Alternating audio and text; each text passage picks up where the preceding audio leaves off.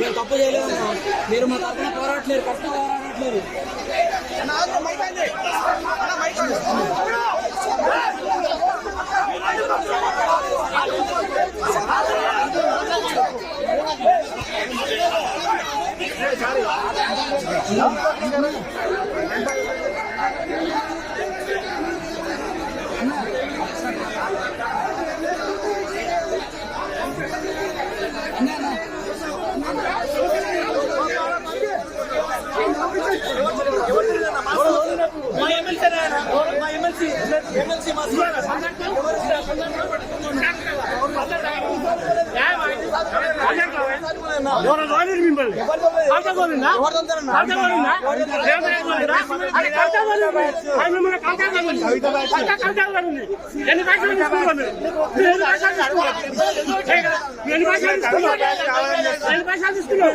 ఒకరికి 50,000 జిల్లా ఇచ్చిందా, 50,000 జిల్లా ఇచ్చిందా,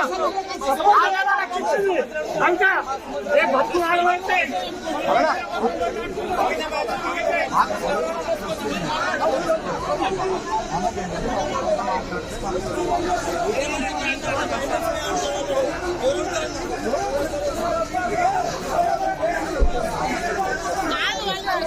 మాట్లాడితే అయిపోయేదానికి అట్లా వచ్చి అట్లా చేయడం, అది చేసేదాంట్లో ఏమంటారు, తినే దాంట్లో నీళ్ళు పోసుకుంటారు,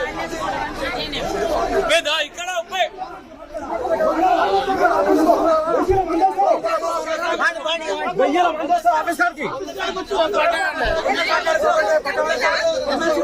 లేదు.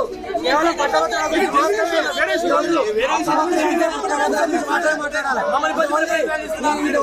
పట్టభద్రుల మాత్రమే ఇది. నిరుద్యోగులు